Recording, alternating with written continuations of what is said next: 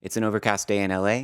Let's improvise on a simple chord progression. We'll start with these four chords: E flat, G, C minor, and A flat. And I'll show you some options, then I'll explain them.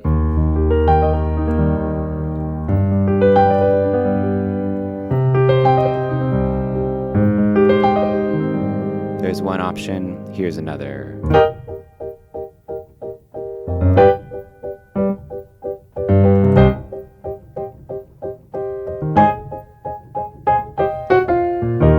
Here's another option.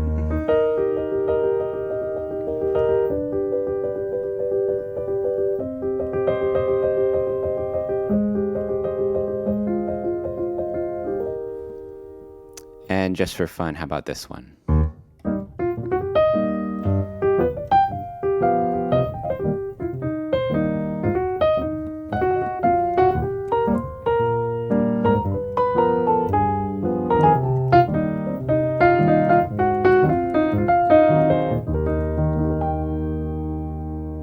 All right, let's talk a little bit about what's happening. So first of all, I don't think about this as E flat, G, C minor, A flat. I think of it as 1, 3, 6, and 4. I'm numbering those chords in terms of where they are in the key of E flat major.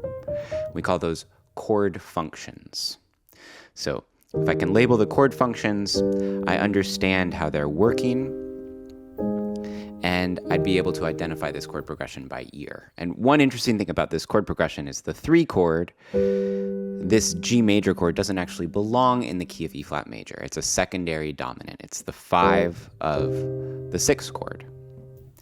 So with that in mind, I'm gonna use some arranging tools to open up this chord progression. The first thing I did, I was just thinking about a gesture, and I wanted to do that. So to do that, all I'm doing is arpeggiating the chord tones of that E flat major chord, and my left hand is playing bass notes. I can follow that same logic for the rest of the chords. Now, when I arrived at this chord, I held on to the C minor shape against the A flat and the bass, and that turns this into an A flat major 7 chord. And oftentimes on 7th chords like this, if I'm looking for a shape to arpeggiate, I will just take the top 3 notes of a 4-note 7th chord. And that tends to be easier to play in the hand and also actually sound a little bit better. So the second arranging technique I used was to play these percussive 8th notes in my right hand. And that's pretty simple to find. I'm playing 4-note chord shapes here in my right hand, just by taking the 3 notes of the triad, which I'm playing in an inversion, and I'm doubling the top note down an octave.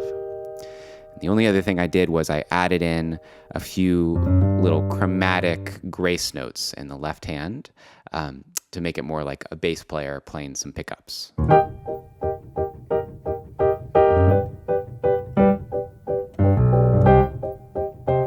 Then I went into this sort of cinematic sounding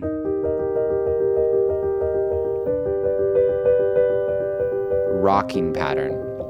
And again, here all I'm doing is finding good inversions in my right hand for these basic chord shapes, and then I'm breaking them up into top 2 notes and then the bottom note in the thumb to create this back and forth pattern.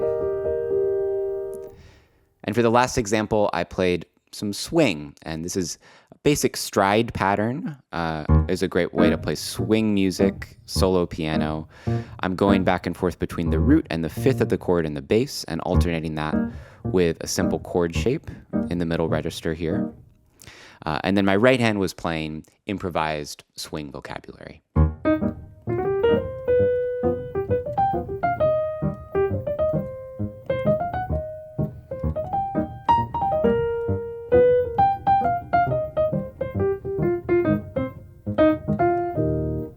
And there you have it, improvising on a simple chord progression.